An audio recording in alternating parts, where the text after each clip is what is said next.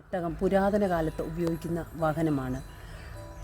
ദൂരയാത്രയ്ക്കായി പലപ്പോഴും പണ്ട് കാലങ്ങളിൽ ഒട്ടകമാണ് ഉപയോഗിച്ചുകൊണ്ടിരുന്നത്.